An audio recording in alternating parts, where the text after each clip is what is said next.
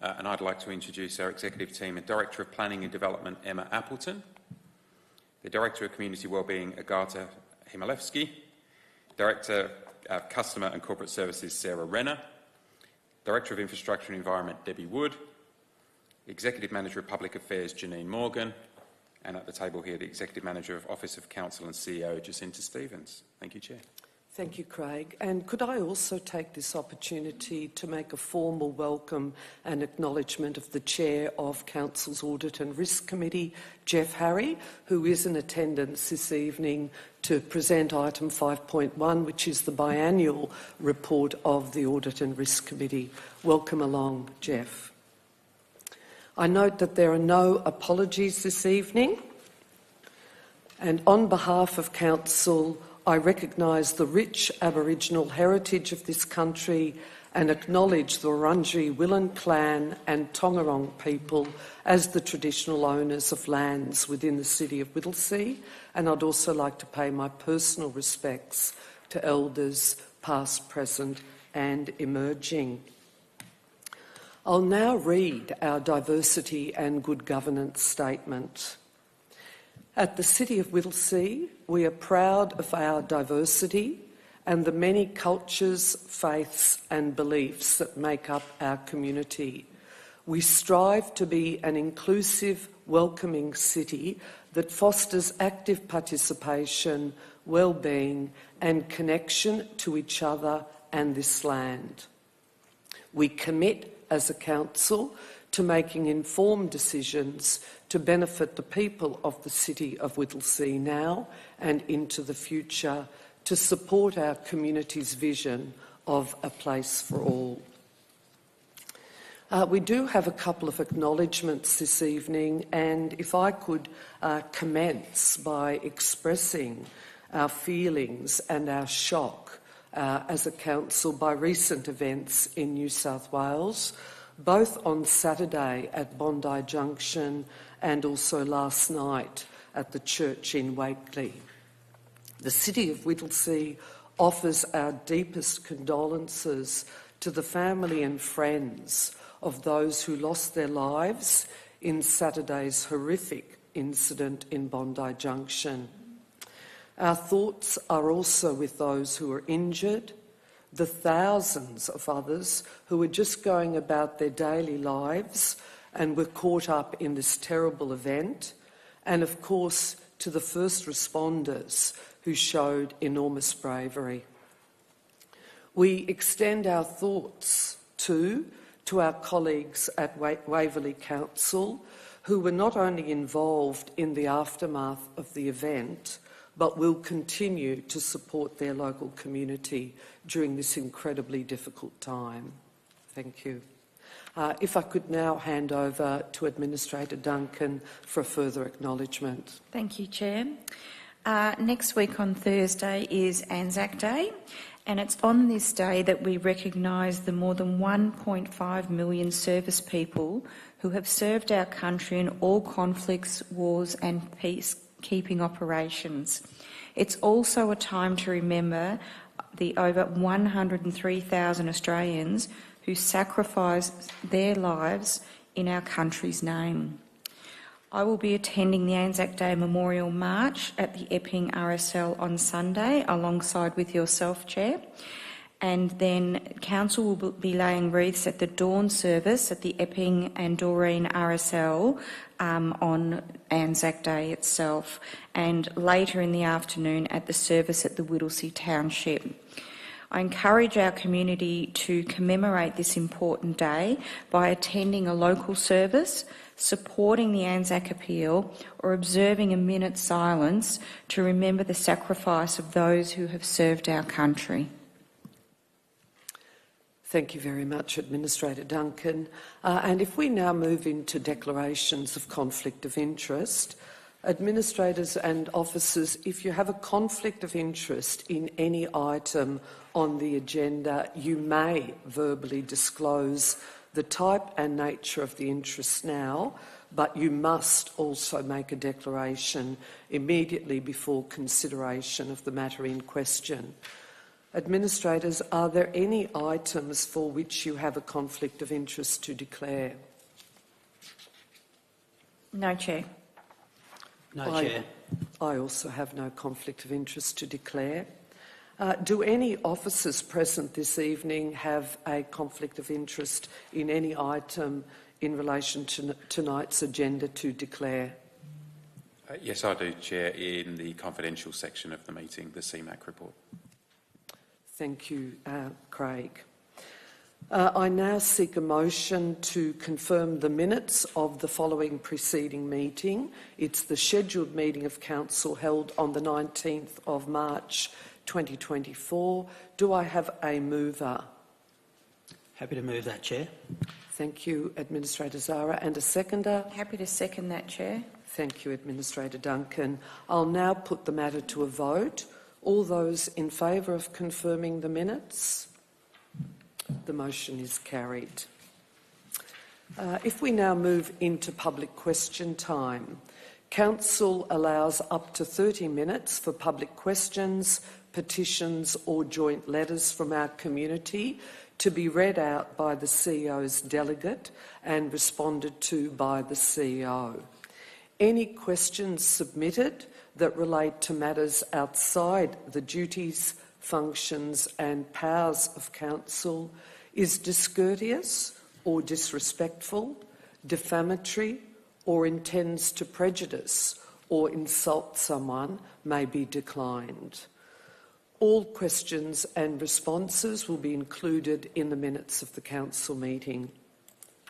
I note that we've received 3 public questions this evening, and I'll now hand over to Jacinta Stevens, Executive Manager, Office of Council and CEO, to read the question, and I'll ask the CEO to respond to each question in turn. Thank you, Jacinta. Thank you, Chair. Our first question is from Nick Brain. The question is, at a time many councils have cut their provisions of aged care services, it is encouraging to hear Whittlesea LGA has instead chosen to expand its provision. What will Council do to ensure the expansion of these services will remain financially sustainable and not lead to a future situation where Council may have to consider curtailing aged care services as other LGAs have? Thank you. Thank you, Nick, for your question. Council's aged care services are funded through the Commonwealth Home Support Program and have historically been subsidised from Council. Over the last 2 years, Council has implemented a range of measures to improve the financial position of our program to ensure its financial viability into the long term. We remain committed to delivering aged care services to our local community. Thank you. The second question is from Matthew Lynn. Matt's question is being asked today on behalf of Melbourne Zero, an ambitious citywide movement to end rough sleeping by 2030. What are Council's official plans to increase affordable housing and end rough sleeping, and how is this coordinated with others, including nearby councils? Thank you. Thank you, Matthew, for the question. The City of Whittlesea is committed to increasing the amount of affordable housing in the municipality and ending rough sleeping. Council's policy aims to facilitate the growth of affordable housing across the city in well-serviced locations. Council is implementing this policy in a number of ways, including advocating to the state government to deliver more social and affordable housing in the City of Whittlesea, including the use of surplus government land for affordable housing. Advocating to the state government for a specialised outreach homelessness services to support people across the municipality and break the cycle of homelessness in the City of Whittlesea. Negotiating agreements with developers to deliver affordable housing as part of a new housing development. An example of a successful agreement is the new Epping project that delivered 151 new social housing dwellings in collaboration with Haven Home Safe and developer Riverlea. Utilising council-owned land for affordable housing and crisis accommodation where appropriate. A recent example of this is partnering with Hope Street Family and Youth Services to deliver a youth crisis accommodation facility on council land, which is currently under construction. Collaborating with adjoining councils, including Hume City Council and Mitchell Shire Council, on opportunities to deliver more affordable housing across the region, And finally, partnering with local community organisations through the Whittlesea Housing and Homelessness Action Group. This is a group made up of 10 local community health and housing providers committed to informing, supporting and advocating for improved long-term housing outcomes in the City of Whittlesea. Thank you. And our third question is from Julie Ahmed. Julie's question relates to an agenda item 5.5 on at tonight's meeting. The third document, page 158 of 187, the Council emphasises that planning sustainable land use for transportation options contributes to better air quality and an improved overall quality of life. How does the decision to permit a waste energy incinerator near residential estates align with Council goals, considering the potential negative impact on residents' health and quality of life? Thank you. And thank you, Julie, for your question. The decision whether to grant a permit for the waste-to-energy facility in Wollert rests with the Victorian State Government. Council is not the planning authority for this application. Council officers have provided submissions to the Victorian Government, raising matters for their consideration from a planning, transport and environmental perspective. Council will continue to work with the Victorian State Government to advocate for the best outcomes for our community. Thank you, Chair. Thank you very much, Craig. Can I again thank our three submitters for their questions this evening and note, as I indicated at the outset, that all questions and responses will be included in the minutes of the Council meeting. We have no petitions and joint letters this evening. So if we move into consideration of reports, and we'll be working through the agenda, commencing with item 5.1, which is the Audit and Risk Committee report on activity. And before I ask Jacinta Stevens to introduce this item, could I just note, in accordance with our governance rules, that I will be using my discretion to extend the available speaking time to Jeff Harry for up to 5 minutes. Could I now ask Jacinta Stevens, our Executive Manager, Office of Council and the CEO, to introduce this item? Thank you. Thank you, Chair. The Audit and Risk Committee is required to prepare a biannual report for tabling at a Council meeting. This evening, the Audit and Risk Committee Chair, Mr Jeff Harry, will verbally present Council with information related to the biannual report. I will now hand over to the Committee Chair, Jeff Harry, to present the biannual report to Council. Thank you. Thanks, Chair. Thanks, Jacinta, for the opportunity to be here and present this report this evening. This report is a somewhat standard report. There's nothing in it of great sensitivity or significance, but it does show that the committee is continuing to do its work diligently. This report covers the period from September until February this year, which included 3 meetings of the committee. So the committee has been busy in that time. I note at point 5, I'm not going to go through all of the detail. I really would just like to highlight the key points, if I may. The committee charter has been reviewed, but it's still subject to further review, and I expect that will come to Council sometime within the next several weeks. Certainly, I think it's planned to be with Council before 30 June. In terms of meeting attendance, I'm very pleased to say that we have very strong attendance at our meetings. And I'd also like to say that we get excellent engagement from members of the committee. Most of the items on our agendas are well discussed, and I believe that we do our work diligently. I'd also like to recognise the fact that we have strong engagement and support from officers, and we noted there's been some challenges with changing faces over the last few months, so there's a bit of a transition happening, which means that we're seeing new faces at the table. In terms of external service providers, both Pitcher Partners, the internal auditors, and the agent of the Victorian Auditor General, HLB Man Judd, are involved in our meetings and attend regularly.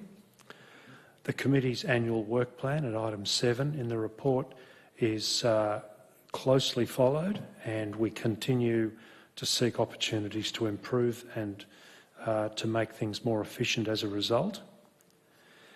I will note at item 7.1 that we have made a statement that the committee has been satisfied with the quality of the annual financial reporting.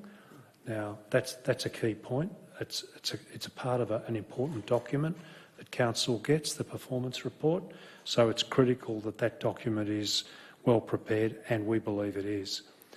In terms of risk management, there's been some briefings on emerging issues and hot issues around risk management generally, data governance, in particular digital and cyber security is another, and also with the upcoming elections at Council, the impact of that going forward in terms of Council governance.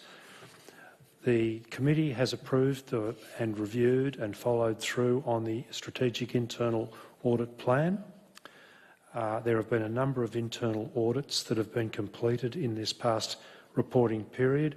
There were no items marked as critical. Obviously, there were opportunities for improvement, but there were no really significant items. In terms of compliance, just noting systems and processes for monitoring legislative compliance, the register of gifts, benefits and hospitality, and the procurement performance pieces have all been significant focuses for the committee, all important compliance matters. And at 7.6, I just wanted to highlight that the committee has received excellent reports on a range of targeted areas, particularly the CXDX program, the developer contributions, and also the significant contracts and projects areas. All of those reports have been fulsome. In terms of point 9 on the committee's performance, an assessment is currently underway. That will come to the next Audit and Risk Committee meeting. That will then come to Council after that, so sometime within the next few weeks. Madam Chair, that's all I plan to say, but I'm happy to take questions. I hope I haven't run over. You certainly haven't run over. Thank you very much for that comprehensive overview. Administrators, do you have any questions of our independent chair? No, Chair. I also have no questions, so I'm seeking a mover for the officer recommendation for item 5.1. I'm happy to move that, Chair, and reserve my right to speak. Thank you, Administrator Zara, and I'm very happy to second the officer recommendation. Administrator Zara. Thank you very much, Chair. And through you, can I take this public opportunity to thank Jeff, the Chair of our Audit and Risk Committee, for his excellent work. And as you know, Chair, yourself and I, on behalf of the panel of administrators, sit on the Audit and Risk Committee along with Jeff and several other independent members. It is a high-functioning committee. It benefits Jeff enormously from your leadership and your deep experience and standing in the sector. So I take this opportunity through you, Chair, to acknowledge the hard work of our team led by Jeff and acknowledge how it sits as a contribution to the total governance of the City of Whittlesea. It is one of our very most important governance assets, and its work has been conscientious, and I think something that has significantly added to our work as a panel, working collaboratively to ensure good governance here. So Jeff, if I could ask you to please pass on that sentiment on behalf of all of us as a panel of administrators to the whole committee, and in particular your fellow independents. Thanks, Administrator Zara. I shall do that. I'll be delighted to do that. Thank you. Thank you very much, Administrator Zara, and I just want to echo absolutely the comments of my colleague. And I'd just like to draw particular attention to the officer recommendation number 2, about the provision of what I see as being not valuable but invaluable support to council in relation to those areas that you've covered in your report: financial and performance reporting, internal controls, risk management and audit and assurance activities. I think that our Audit and Risk Committee is absolutely best practice, and the fact that we've got 4 independent members I think really augurs well. And I would simply end my comments by also acknowledging the exhaustive efforts that you have put into the role of our independent chair, far in excess of what is required. So thank you very much, and for coming along this evening, Jeff, to present the biannual report. Thank you. Thanks, Chair. Very much appreciate the support and the nice comments that you've given me tonight. I'll take that back to all members. Thank you. I'll now put that motion to a vote. All those in favour? The motion is carried. Thank you again.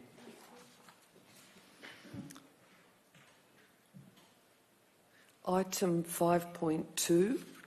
Informal meetings of administrators, and again, if I could ask our Executive Manager, Office of Council and CEO to present this item. Thank you, and through you, Chair. Just briefly, this report is to provide transparency around non-decision meetings of administrators attended with officers, for example, council briefings. It is recommended that council note the informal meetings of administrators since the March council meeting. Thank you. Thank you, Jacinta. Administrators, do you have any questions relating to this item? No, Chair. I also have no questions. So do I have a mover for the officer recommendation for item 5.2? Happy to move that, Chair. Thank you, Administrator Duncan. I'm happy to second it, Chair. Thank you, Administrator Zara. I'll now put that motion to a vote. All those in favour? The motion is carried. Item 5.3, VR Michael Reserve Draft Master Plan. And if I could invite our Director of Infrastructure and Environment, Debbie Wood, to introduce this particular item. Thank you, Debbie. Thank you, Chair.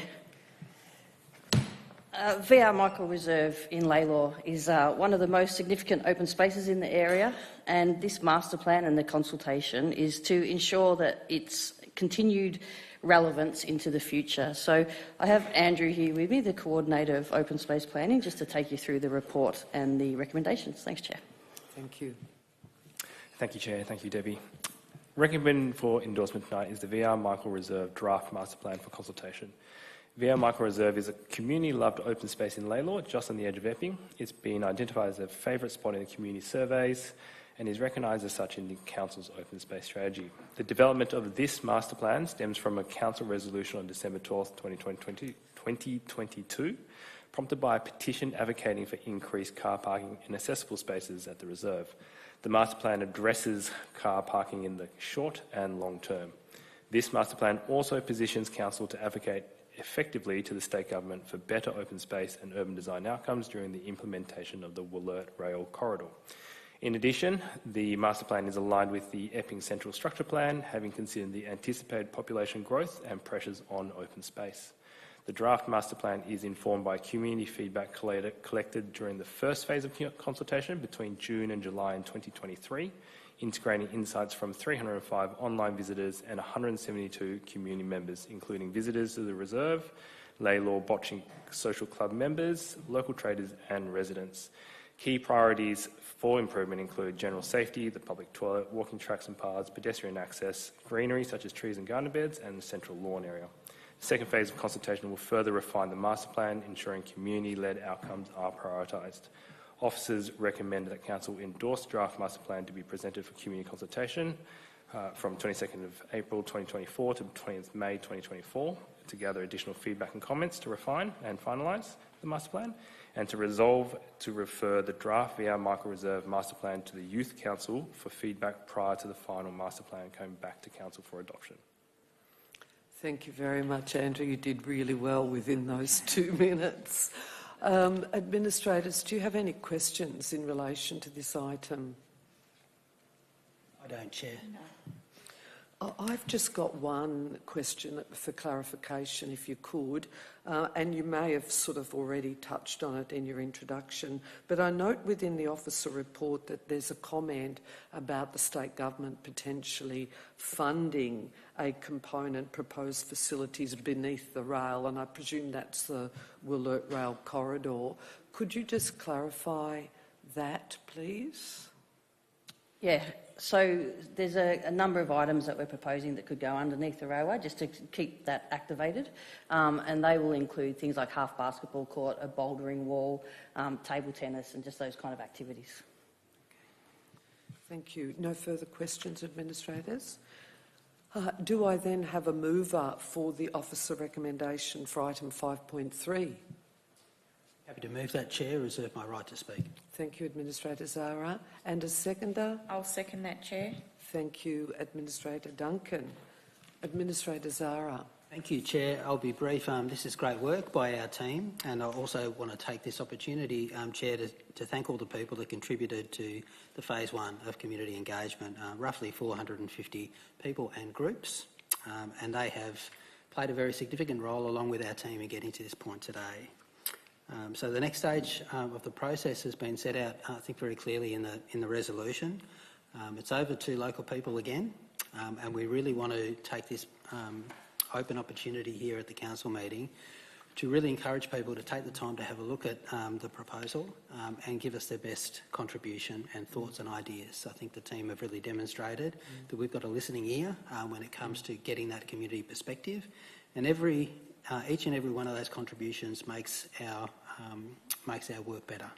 So we really want to encourage that. And I just note with a great deal of happiness to see that we are referring this to our youth council, who are a fantastic and really outstanding group of young people. We also look forward to receiving their perspective and hearing their voice at this decision-making table. So thank you again to our team for the excellent work, and all of those people who've contributed and who are yet to contribute. Thank you, Administrator Zara. Administrator Duncan. I'll just hear to Administrator Zara, because that's exactly what I would have said myself. So well done, and I think the community, once it's completed over the journey, it's going to be a magnificent asset. It's a great piece of land, and just to really elevate it for the community for all sorts will be fantastic. So well done. Thank you, Administrator Duncan. And I will also say here, and just add one further comment. Administrator Zara indicated our appreciation to community members who have already contributed their comments in the development of this draft master plan. I just wanted to go to one step further, which is to thank the petitioners, and I remember only too well when we got that petition, which really primarily related to the access, car parking, accessibility and safety, and the interaction between cars and the pathway. We went out on site and we could see firsthand some of the major issues at VR Michael Reserve, including the fact that it was pretty tired. So I think this is just joyous that we've got to the point from that petition that we've now got a master plan. We've had one round of consultation, and now we're checking back in to see have we got it right. So well done to our staff, and we really look forward to the final iteration and endorsement of the final master plan. Thank you very much. On that note, I'll put that motion to a vote. All those in favour? The motion is carried. Thank you. Item 5.4, Layla Recreation Reserve Master Plan. And again, if I could ask you, Debbie, if you'd like to introduce this item. Thank you, Chair. Another much-loved reserve, Layla Recreation Reserve.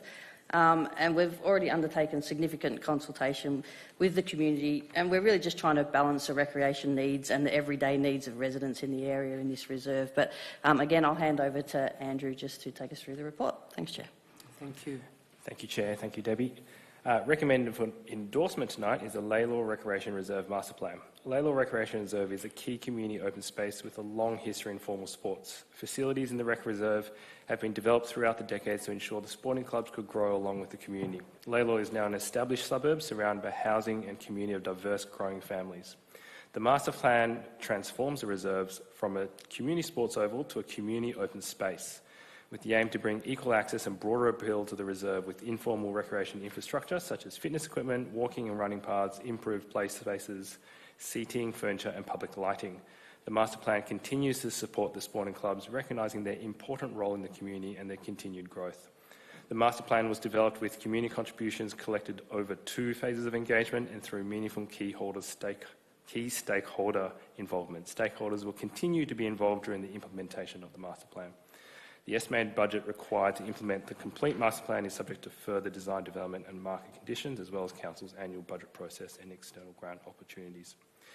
Officers recommend that Council note the community engagement activities undertaken, as outlined in the body of the report, that have assisted and informed the finalisation of the Lalor Recreation Reserve Master Plan, endorse the Lalor Recreation Reserve Master Plan for implementation, and also acknowledge and thank the community members and the key stakeholders that provide feedback on the Lalor Recreation Reserve Master Plan. Thank you again for that comprehensive overview. Administrators, do you have any questions relating to this item? No questions, Chair. Yes, Chair, just one question for Debbie or Andrew. Can you just remind us how many community members participated across the 2 phases of the engagement?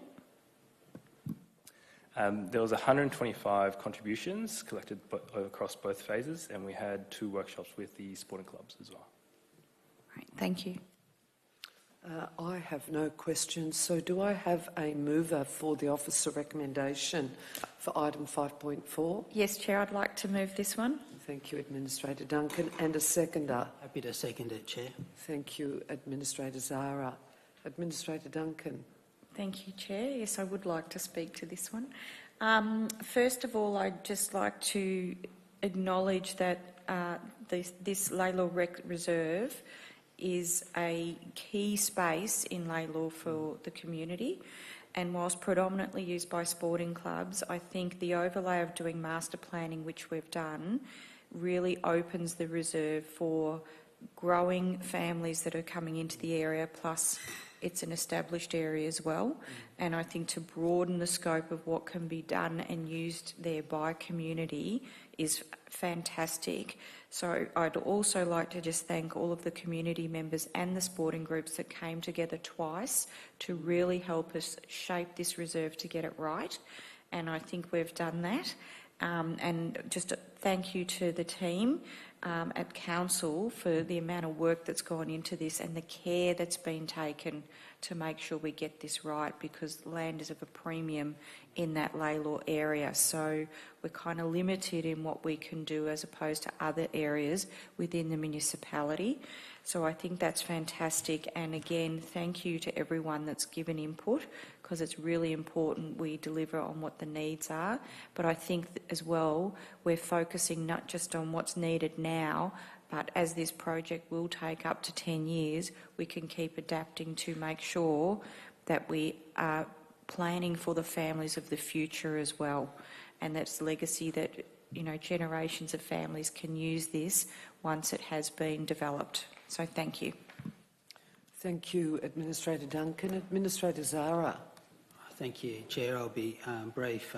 Completely endorse what my colleague, Administrator Duncan, has said, in particular zeroing in on the fact that there isn't, limitless amount of land in the local area or other similar community assets. So it's imperative, it's more imperative than in some other parts of our municipality to really get it right and ensure that this is an asset that really benefits the whole community. And we can really see that with the 2 phases of work. This one's a little bit further along than the earlier agenda item. It's benefited from the additional second stage of the community consultation process, and there is broad support, which is really, I just encourage people to read the report in the agenda paper and the agenda papers, and you can see I think it's roughly 70% public support through the consultation process for what's proposed and set out in this report. So it is great work. Again, like my colleague Administrator Duncan, I really thank our team, but also acknowledge the collaborative nature of the work that's been done in bringing people together around a table to try and agree to get better public benefit from this quite precious, I think, community asset in that local community.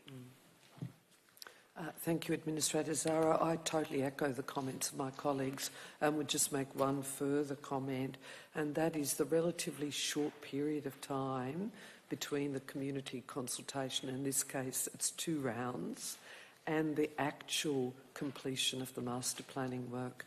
It means that we're able to see the fruition of really substantive work, and I look forward to seeing the rollout over the next 10 years of the upgrades to the reserve. So thank you again. I'll now put that motion to a vote. All those in favour? The motion is carried. Thank you. If we move now to item 5.5, the Draft Integrated Transport Plan, ITP, endorsement for community consultation. And again, Debbie, if I could invite you to introduce this item. Thank you, Chair. The way people move around our municipality is critical for work, play, shopping, and really just general day-to-day activities. This strategy aims to improve all of these aspects for our community. And I have Arish Deep here, our Manager of Urban Design and Transport, just again to talk you through the report and the recommendations. Thanks, Chair. Thank you. Thank you, Debbie. Good evening, all. Today I'm pleased to present to you the Draft Integrated Transport Plan 2024. The Draft Integrated Transport Plan sets out a vision for transport planning in the municipality over the next 10 years. It will allow Council to strategically plan for and respond to future challenges and opportunities, inform advocacy for our transport needs, and guide the development and expansion of transport network in the City of Whittlesea. The plan demonstrates Council's leadership and commitment to improve transport network in the municipality and offer community a greater range of viable, attractive and alternative transport choices. And this will supersede the existing Integrated Transport Strategy 2014. The Draft Integrated Transport Plan is informed and shaped by community feedback on background and directions paper, a document which helped provide a snapshot of current transport conditions. The key themes that were received through community consultation included availability and connectivity of public transport, traffic congestion, and improving walking and cycling infrastructure. The draft plan covers and addresses these themes through key directions. Key directions and the community will receive the benefits around improved travel choices, reduced congestion, and improved access to work and recreation. We are now proposing to share the draft ITP with community in order to understand if we have got it right and get feedback to further refine the plan. In conclusion, I would like to request Council to endorse Draft Integrated Transport Plan for community consultation and put forward the recommendations as per the report. Thank you. Administrators, do you have any questions relating to this item? No questions, Chair. Just one question. How many pop-ups are you proposing to have, which I see here, that you're going to have pop-ups around the municipality for consultation? We're planning at the moment about 6 to 8. And that's available on our website, correct? So Yes. people know. Yeah, great. Thank you. Thank you, Administrator Duncan. I wonder whether I could move the officer recommendation for item 5.5, but with one just slight adjustment to part 3 of the officer recommendation, so that it reads, note a subsequent report will be provided at the 16th of July 2024 scheduled council meeting for consideration and adoption of the integrated transport plan. Just a slight error there. I'm wondering whether I have a seconder with that slight adjustment to part 3 of the officer recommendation. Happy to second that, Chair. Thank you. I'm happy to speak to this item then, given that I moved it. Simply to say this is such an important document for the community of the City of Whittlesea, for visitors, but importantly there was even consultation with our business advisory panel because it talks about all things transport, and that includes walking, cycling, public transport, road-based transport, freight and so forth. So I'm really wanting to encourage community members to contribute to the final phase of our integrated transport plan. And the only other comment I wanted to make is it hasn't been developed in a vacuum.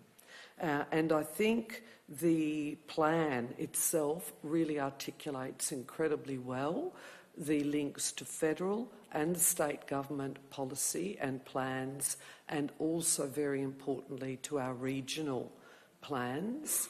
And I know that we're very active members of the Northern Councils Alliance and the Interface group of councils, and I know that there's been a lot of consideration in relation to the work that's been undertaken through those regional bodies. So I'm very proudly supportive of the officer recommendations and look forward to the final round of community consultation. I'm trying to think who seconded. Administrator Duncan. I'm good, thank you. Administrator Zara, any further comments before I put the motion to a vote? Just very briefly, I just point anyone who might be listening tonight to the executive summary of the document, and in particular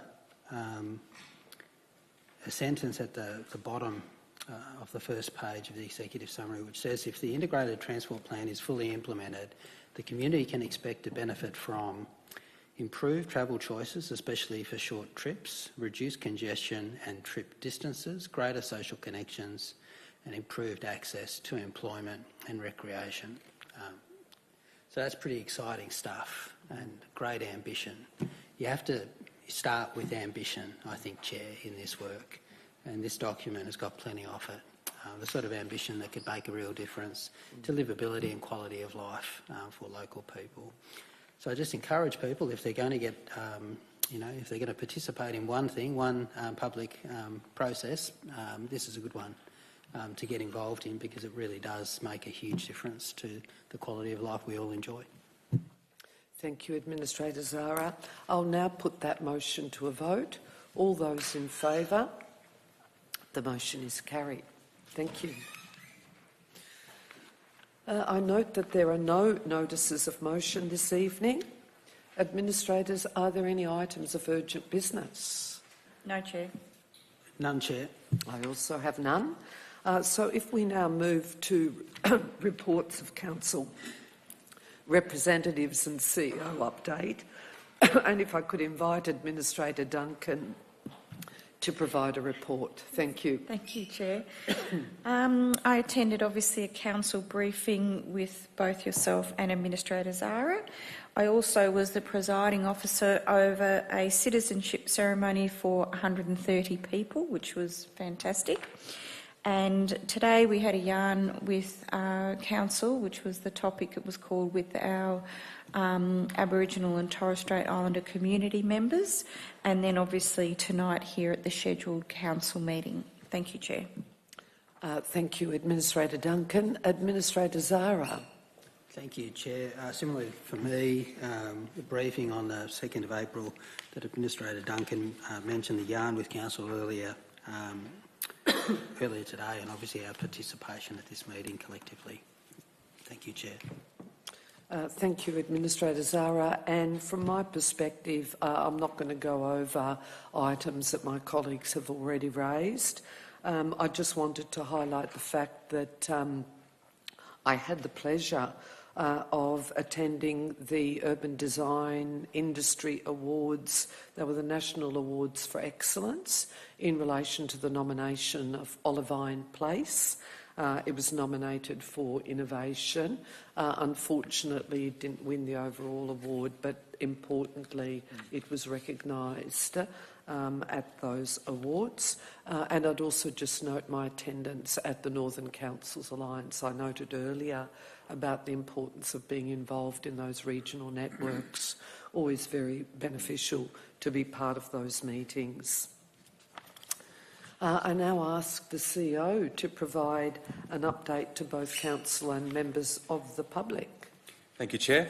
And thank you to all those that took the time to view and provide a submission to our proposed budget and the proposed Community Plan Action Plan. We received 14 submissions in this round of consultation, which will now be considered by the Hearing the Submissions Committee on the 6th of May, before the final budget and Community Plan Action Plan are considered for endorsement at the May Council meeting. Late last month, it was my pleasure to join the member for Yan Yean, Lauren Cathage, in turning the first sod at the Murnong Community Centre at Donnybrook.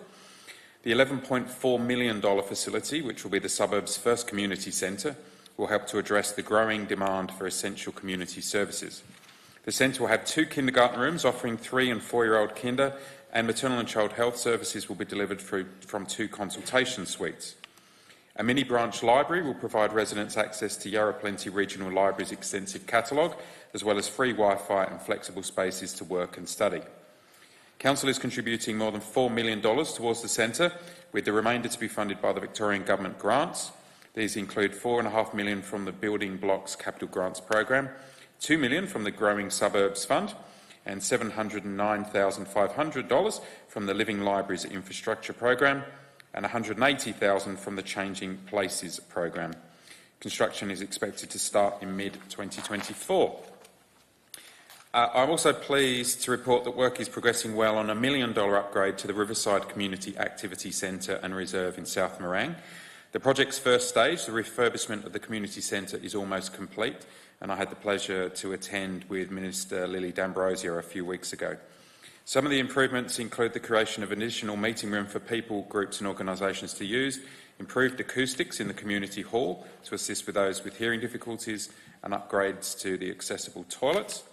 Work on the project's second stage, the upgrade of the reserve, will run until the end of June, and that will deliver an improved social gathering space and new facilities to make the space more accessible and welcoming. The project's funded by a $500,000 contribution from Council and is matched by the Victorian Government's Growing Suburbs Fund. And finally, we know how important our parks are to the community, and we're pleased to report on some of the good progress being made on upgrades. Porsche Park in Epping is being fitted with multiple slides, swings and furniture. Upgrades to Callaway Park in Mill Park and Warrenwood Park in Bundoora have also recently finished, including new play equipment, furniture, nature play elements and some fresh landscaping. And the upgrade of Holborn Park in Epping is underway, while works at Edward Street Park in Bundoora and Timbertop Park in Doreen will start in the coming weeks. Thank you, Chair. Thank you, Craig, for that comprehensive overview. And can I note that all our administrator reports and CEO verbal reports will be documented in the minutes. Administrators, I now require a motion to close to the public the meeting under section 66(2)(a) of the Local Government Act 2020 for the consideration of confidential items. Item 9.1, CEO Employment Matters Mid-Term Review, and item 9.2, appointment of acting Chief Executive Officers. Do I have a mover to close the meeting for consideration of the confidential items? Happy to move that, Chair. Thank you, Administrator Duncan. And a seconder? Seconded, Chair. Thank you, Administrator Zara. I'll now put that motion to a vote. All those in favour? The motion is carried. That brings us to the end of the open meeting, and therefore I close the open meeting at 18:49. Thank you.